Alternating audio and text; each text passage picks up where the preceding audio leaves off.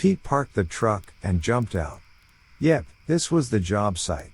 It should keep him busy most of the day. He double-checked the notes.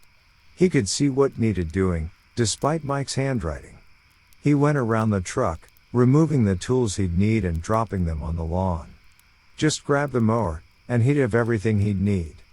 He was interrupted by a woman. He'd been too busy to notice her arrival, but when he turned around, there she was, standing in front of him. She seemed to be middle-aged, dressed in conservative business clothes. "You are not Mike," she started. Pete sighed. "No, I'm not. Mike's off sick for a week or two. I'm Pete. I'm on work release." She took a step back, startled. Pete grinned. "Work gives me release from my wife and kid." It was his only joke. He used it on almost every client. It seemed to break the ice. The woman smiled. "You know what to do here? You know the rules?" she asked him. Pete gestured around him. "Look after the grounds. Make it tidy. Don't let the old folks get out." The woman's face tightened again. "We serve our clients, not old folks. They expect a tidy and well-maintained environment. It's good for them. We have an excellent reputation, you know. Our clients have a considerably above average life expectancy. Some have slight mental impairments that do require a secure facility. So, yes, keep the gate closed. Mike gave you the combination?" Pete rattled off the numbers, and the woman seemed satisfied. "Very well," she said. "Carry on with your duties, and try not to disturb our clients." She walked away, and Pete grabbed his tools. His instructions said to start with the gardens. That made sense. He could toss the weeds onto the lawn and mow them up. Soon he settled into a steady pace, moving from flower bed to flower bed. He liked the place. The gardens were well maintained, the buildings looked modern and tidy. Hell, when he got to that age, this might be the sort of place for him. Not that he felt any hurry to end up in a place like this. He was in his 40s, still basking in his prime. As he worked, he started humming along to the music coming from one of the open windows. He stopped humming when he realized it was a song he knew well, a song from his childhood. The old folks were playing music he liked? That was just wrong. They were supposed to like classical music or something. If they liked the music he liked, then maybe he wasn't that young after all.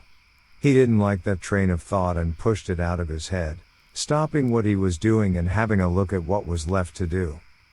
He noticed a smaller block, older and less welcome looking, off to one side, that had some hedges that looked in need of serious trimming. That hadn't been in Mike's notes, but it was obvious they needed doing. Swinging a hedge trimmer would remind him that he was still young and fit. He set to work on the hedge, aware that he was going harder at it than usual. He felt like he had to prove something to himself, that he was still healthy, that a place like this was well in the future for him. In the prime of his life, that was the term, yes.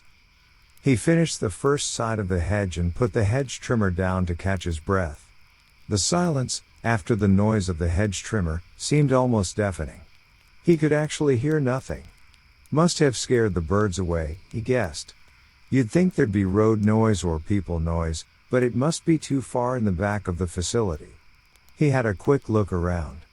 He couldn't see anyone from his position at the rear of the dark building. Well then, perfect chance to sneak a smoke. Mike wouldn't like him smoking on a job site, but Mike wasn't here.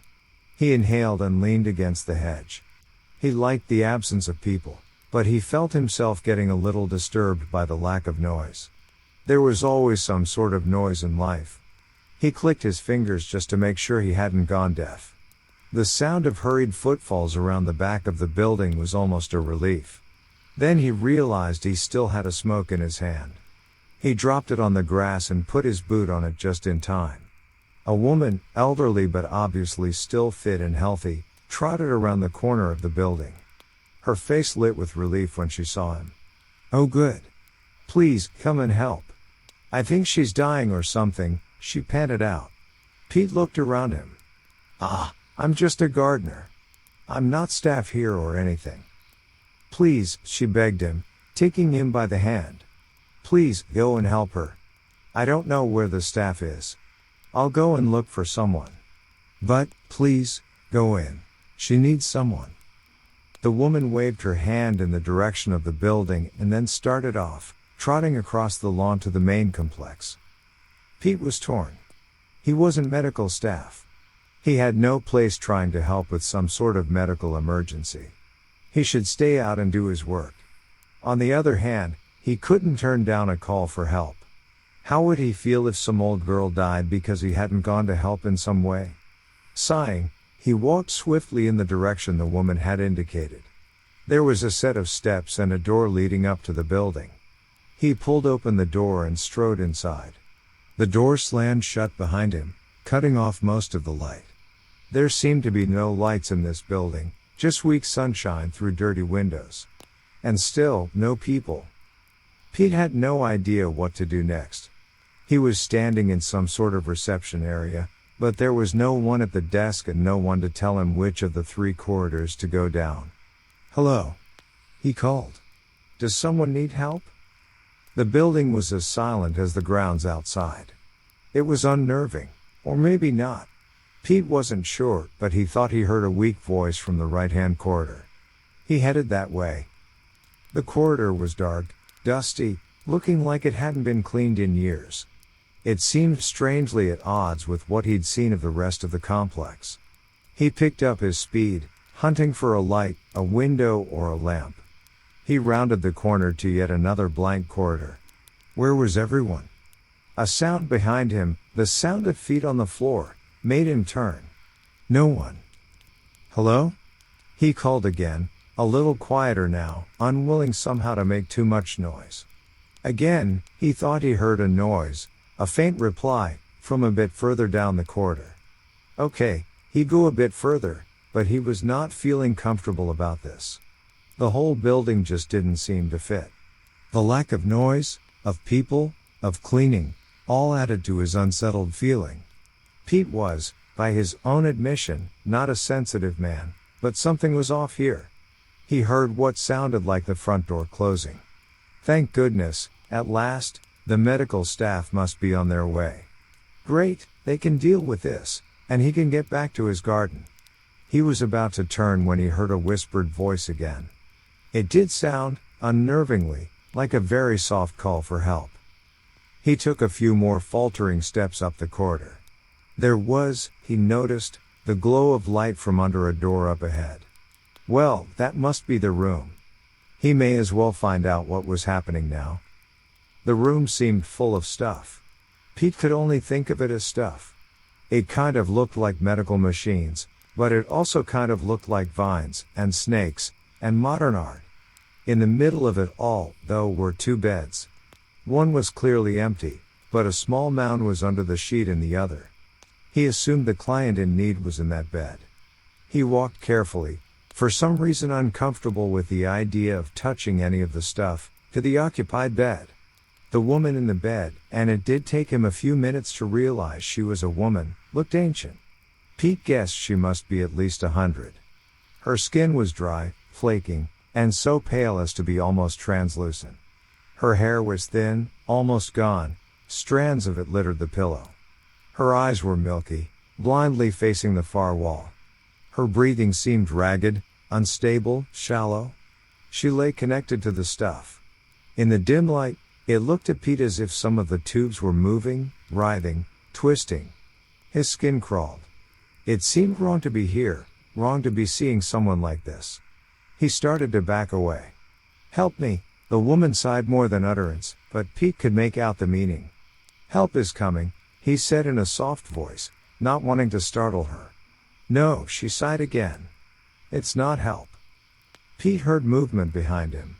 He turned to see 4, no 5, elderly people lined up in the corridor out the door. They were staring with an odd, hungry look in their eyes. "Ah," said Pete. "If you want to come in, I'll just get out the way." He headed for the door, somehow anxious to be out of this room, out of this building. The elderly people crowded the door, blocking Pete's escape. He caught snatches of comments as they all spoke at once. "Going nowhere." "Nearly empty."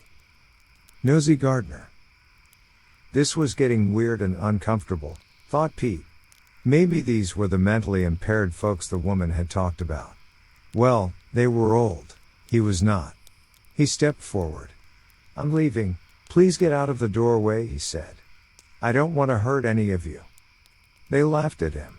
He couldn't believe it. The 5 in the doorway, and more who had somehow turned up behind them. They laughed at him. One man stepped forward. He was bent forward, moving slowly and with the aid of a stick. "I'll take him," the elderly man said, tottering forward. The idea was so insane that it was Pete's turn to laugh. The man shuffled past and stopped by some of the stuff. He winked at Pete. Then the old man took hold of one of the pipes, or vines, or whatever they were, and put the end in his mouth. He sucked deeply. Movement on the bed caught Pete's attention. The ancient woman let out a silent scream, her back arched before she collapsed on the bed. Pete guessed she was dead, but he was no expert. Pete looked at the crowd in the doorway.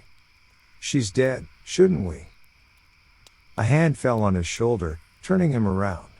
Suddenly he found himself facing the old guy who'd tottered past just before. He was standing tall now, a huge grin on his face. "She is dead," the man said. "So now we need a new one." Crazy, thought Pete. They're all crazy. He took a step back, but the man followed him, grabbing at him. Pete tried to dodge, but the man was fast, unnaturally fast, and far stronger than Pete could have guessed. The other elderly people pushed in as well. Pete found himself pushed to the empty bed and forced down onto it. "Stop!" he shouted. "What are you doing? Help!" The stuff, the dark pipes, or whatever they were, sprang into movement. They detached from the body in the other bed and snaked over to him. He watched, in uncomprehending horror, as they writhed above him, darting between the people holding him down. He noticed, unbelievably, that they had mouths ringed with sharp little teeth. As if at some unheard command, the mouths suddenly lunged for him, latching onto his body. He screamed at the pain, as his mind registered multiple deep bites. They were sucking something out of him. He felt, almost immediately, a leaden weakness in his limbs. He seemed unable to move, to focus on anything. Dimly he was aware that he was no longer being held down. The knowledge did him no good, though. He could barely move. He turned his head slightly to see the clients sucking on other pipes. As they did so, he felt even weaker, even less able to move. Aches and pains broke out around his body. His vision seemed to lose focus somewhat. He did notice, however, the woman he'd met at the gate had entered. "Help me," he begged her in a croaky voice. She looked down at him. "We look after our clients here. We have an excellent reputation. Our clients have an above-average life expectancy. To achieve that, we need a life force that can be drained to feed them. No. This can't be happening." He managed to gasp out, aware that he could no longer fight. The woman smiled at him. "You'll be able to feed them for a long, long time. You're in the prime of your life.